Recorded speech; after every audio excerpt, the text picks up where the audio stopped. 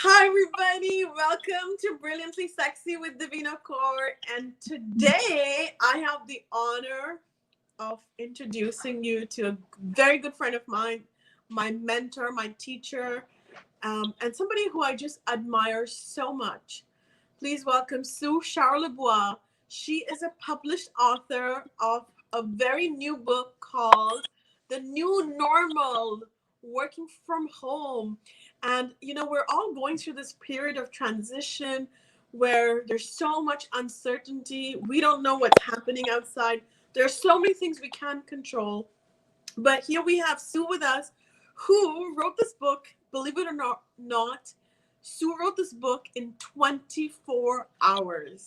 And I am so inspired by that. Like, here I am. It took me 4 years to write a book. So I'm like, Sue, how did you do it? So, Sue, thank you so much for joining us on our show. Please tell us a little bit about how the journey to write this book started. Oh, well, first of all, thanks, Devina, for having me on here. It's a pleasure. We've known each other for a really long time. And so it's actually fun to be on this side of things with you. So, yeah, about obviously, everybody's been through a huge transition since last month, right? And people's lives have been turned upside down, and looking for new ways to generate revenue or to adapt work life to working at home with kids and crazy schedules and the uncertain the uncertain day-to-day going through, right? And one of the things I've done for years is I've worked from home. I've worked remote, and that it really, unlike you, your book is beautifully well done. This was put together really fast for an immediate purpose. And the purpose was to really help people go through that transition. And transition for me can be really, like, in my opinion, can be really emotional and destabilizing. And when we're in that state of heightened emotion, it's hard to find clarity, right? And the idea here was, so can you keep the book on like keep it in front of you? right? I just want to see the book. I love the cover. It's very Canadian. Yeah. It's just so beautifully done. And like, what is the cover about? Okay, so really, so that I really wanted to give the sense that, okay, look, the book is for Canadians, and the reason why it's not that I don't like Americans, it's that the book is full of links, resources that are related to Canadian government, registering your tax laws and legal information that you need for a home-based business. So that's why I wanted to make sure that it was truly clear that it was for Canadians. And of course, we're so famous for our little toques and stuff like that. And in my home office, I have this great pillow that is actually, it's like a sock pillow. That was the inspiration, I'm working from home, and this is my little work office environment. I love it. It's beautiful. Congratulations. And even the font is Canadian. So apparently it's called 𝐁𝐑𝐈𝐋𝐋𝐿. So it's named after our former prime minister. Perfect. I love it. So this is beautiful, and congratulations on thank you another publication. And so tell us about. Please continue your story, and I'm sorry I cut you off. Oh no, it's fine. Yeah, no, it just like I was saying, when we go through these big transitions, our logic can sometimes go out the window because we're dealing with anxiety and we're dealing with own, and we have to make decisions. Sometimes we make right decisions. And when we're starting something new, it can be really hard to know exactly where to start. And I know for me, I've been through this process a few times. I thought it would be maybe helpful to people to kind of lay out the journey that I've been through over the years, times that I've restarted or created new startups. And one of the things I really wanted people to do while we had all this off to kind of have inspection was to take a look at themselves and reinvent, their idea of what the future could look like. Well, I mean, our income streams have changed, right? Many of us are without jobs. Right. The struggle is real. Like, we're all struggling in different ways, and it's very unknown. It's very scary. Mm-hmm. So how did what gave you this idea of like, you know what, I'm going to call my book the new normal series. So tell me about that. Oh, well, the new normal obviously is a term that was being thrown around a lot on the news, and everybody was saying, you know, the new normal. And it kind of occurred to me that, you know, right now it's a transition, right? It's a transition. So every transition, stepping into a new, have to recreate ourselves. So whether that is, I don't know, going through a course, or finding yourself without a job, you know, some kind of life circumstance, you know, you find yourself in a state of flux where you're kind of grieving, where you might even be excited. You know, there's a lot of emotions at the same time. And, you know, we're talking a lot about emotions, but the book is actually really pragmatic. It really is a step-by-step kind of ritual. Well, I've had the privilege to read your book, and it's such an honor, and it's so beautifully written and so inspirational. And I've still to finish it. I'm reading it online, so that's why I don't have a copy right now. But to those of us who are internationally and who are going through this transition, what words of wisdom do you have to share, Sue? Because you've obviously done this for a long time. Like you said, this is a great time for inner reflection, inner work, finding our spiritual power, so to say. Yeah, I think it's a blend of all. I think if I could give words of wisdom, it would be take a deep breath. You know, take a deep breath. We can't make it move faster than we can do the work, right? And even though we see that list in front of us of, oh, like, you know, I've got to do this, do that, you know, you got to slow it down a little bit. You got to break it up into small pieces, in order, one at a time. And, you know, when you do that, you know, you will get business registered. You will get, you know, online, you will, you know, get the website, whatever it is you need to get doing to make your, you know, your income more stable. But the idea here is not to get overwhelmed. And one of the things I found is that people were calling me, you know, asking for advice. Oh my God, I need a website. What do I do? Or, you know, I don't know anything about social media. And I think that is really typical, that people tend to bite off more than they can chew, instead of taking a step back and looking at the big picture, saying, okay, this is where I want to go, and then working the plan backwards, and, you know, identifying the steps. So yeah, so that's basically what it is. The book is all resources, you know, like software as a service that you can use as tools to help you go through the process. You know, I share kind of, you know, just a bunch of little resources and how to find the simplest way possible to move forward in the quickest way. So I have a question for somebody who is wants to write a book, right? Whether it's called Sexy Brilliant, whether it's called Too Fat, Too Loud, Too Ambitious, or it's called, show us your book, Sue, the new normal. What are the top 3 tips can you share for somebody who wants to become an author? Oh, that's a really great question. So the first thing is, you have to have an idea, right? That is that can be expanded upon, right? So it's one thing to say, oh, I want to talk about essential oils, right? For example, you know, lots of people are into holistic things, but do you want to talk about the history of essential oils? Do you want to talk about the application of essential oils? So you need to really define your subject, and then you have to break it down into your chapters. Okay, so what I like to do and this is how I was able to write the book in 24 hours. And when I say I wrote it in 24 hours, I don't mean I did it in one day. I did it in 24 hours of actual sit down and writing. And I think that took place over the course of a week. And I committed to defining my book, defining my chapters, starting with my headers, my titles, putting in the subline, and then expanding upon it, and then concluding, right? So that's how I would kind of form each chapter.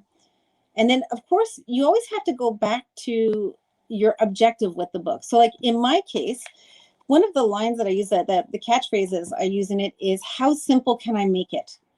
So every time I would write something, I would go back and reread it and say, how simple can I say this? How simple can I make this? And I would erase and, clean it up. And so the idea was that I would have a very clean, concise, simple, quick to read, type of book that people could kind of,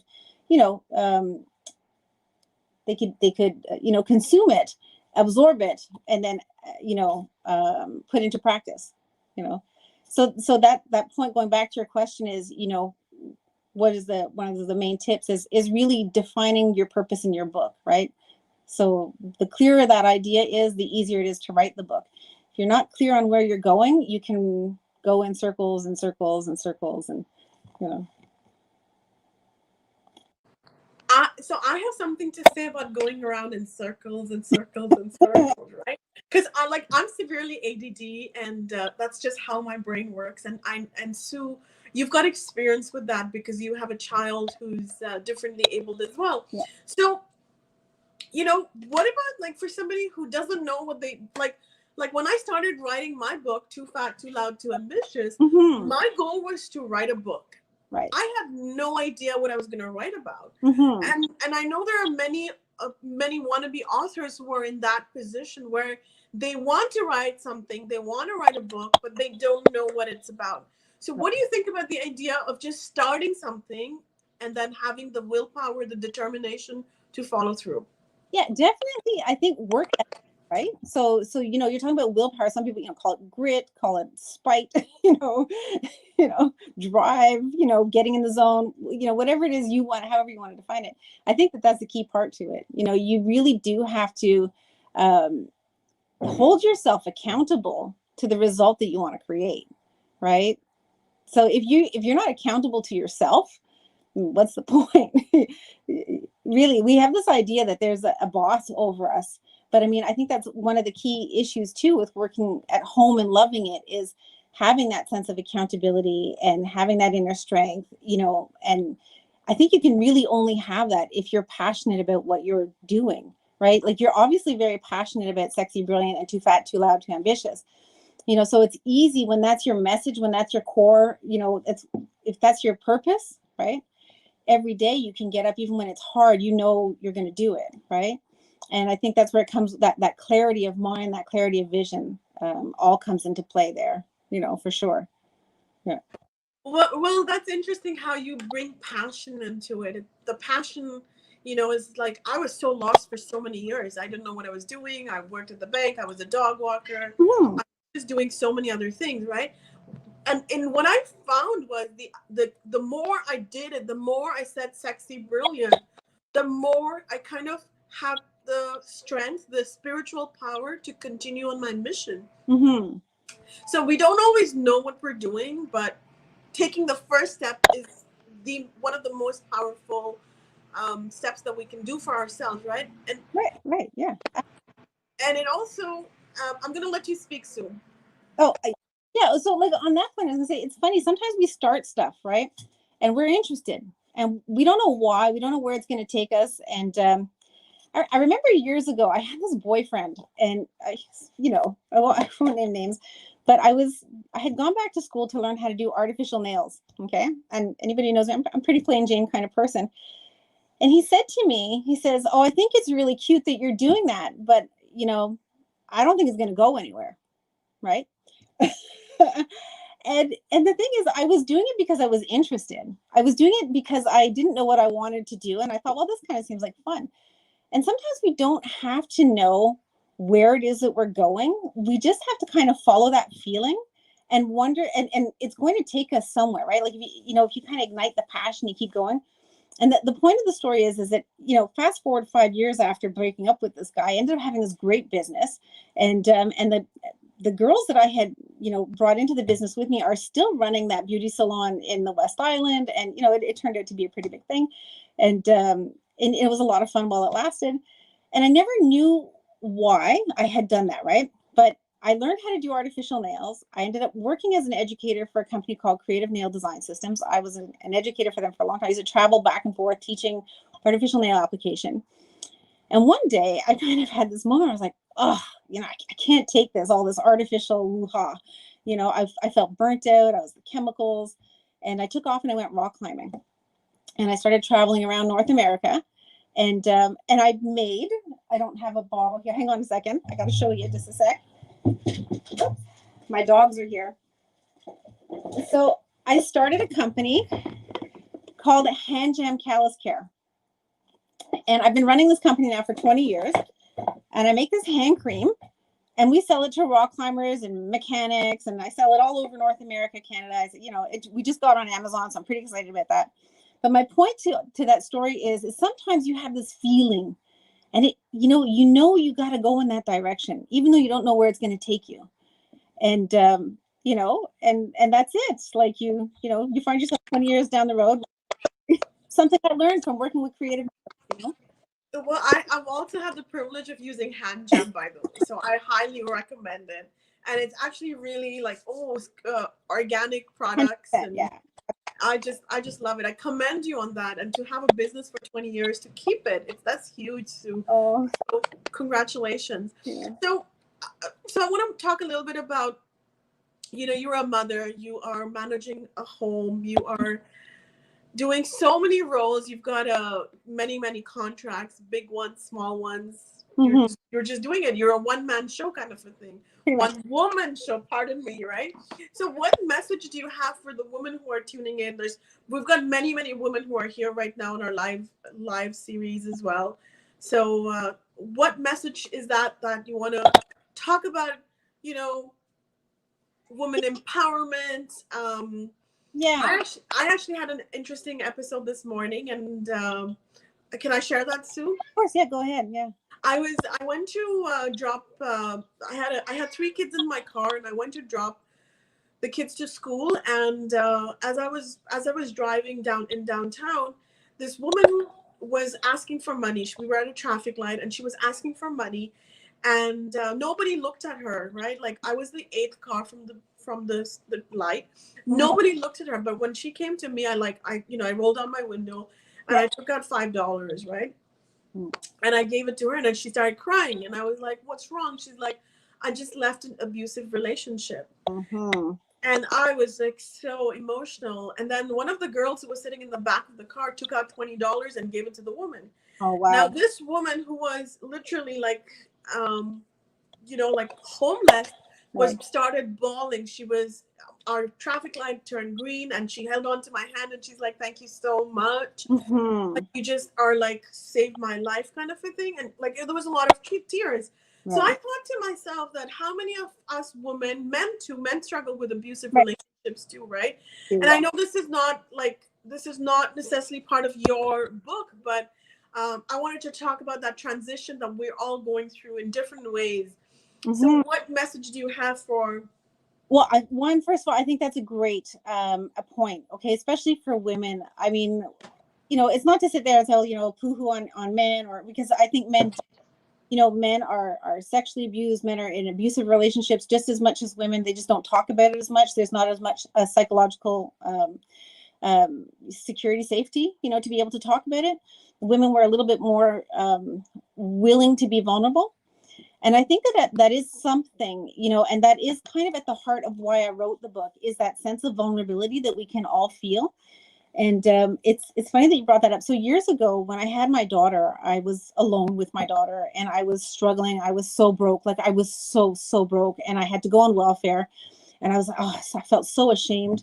And I was, digging money out of the sofa just to try and buy craft dinner. And I wasn't homeless. I had a family that's, who were very, very helpful. I was well surrounded. But it was that deep sense of shame that I felt, right? That was stopping me from pushing my business, stopping me from having the energy to go forward. And I think I spent a couple of years in a really deep depression, deep postpartum depression.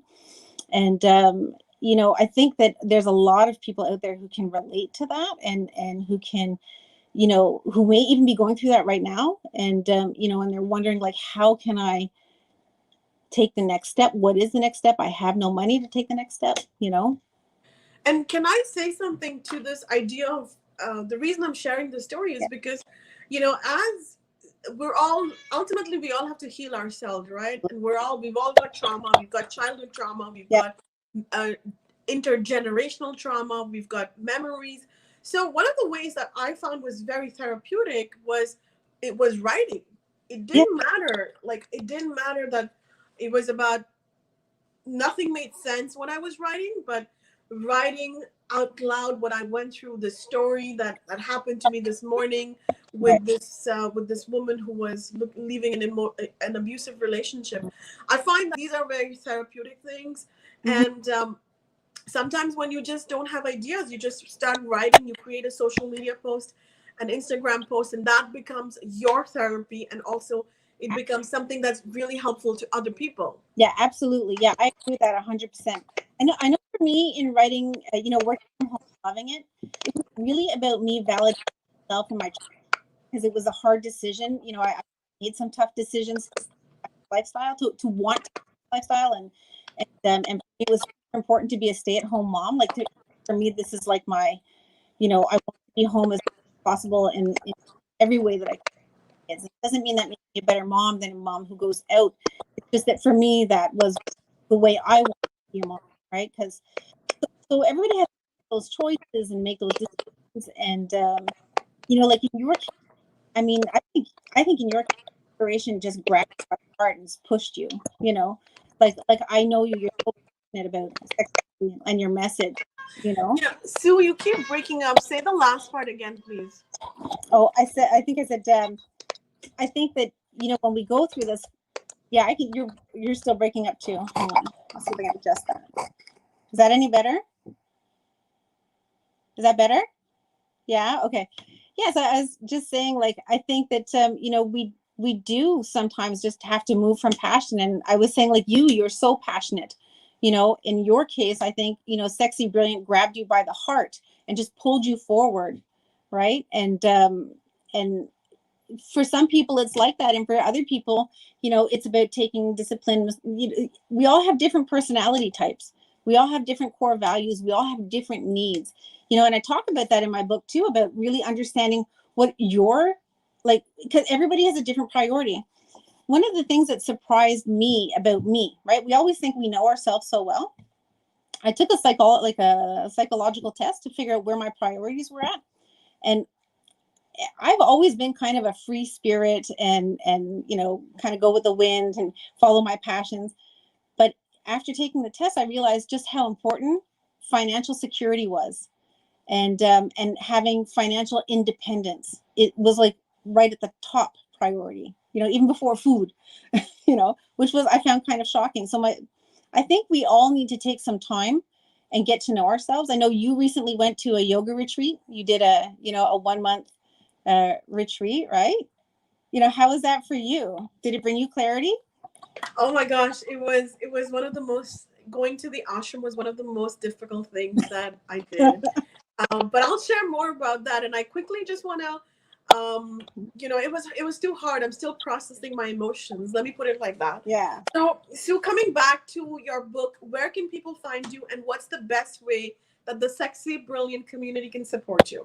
Oh, okay. Well, definitely listen, you can find me on Amazon. All right. We have on Kindle. You can buy a copy. I'm slowly trying to get a Facebook group up for, to have some resources for people. And, guys, make sure you connect with us on Facebook and find Sue's group and follow Sue, follow the new normal working from home. I'm not as good as administrator as you are on all the social medias, but well, when you run Sexy Brilliant, it comes with a different kind of a crazy responsibility, right? So, absolutely.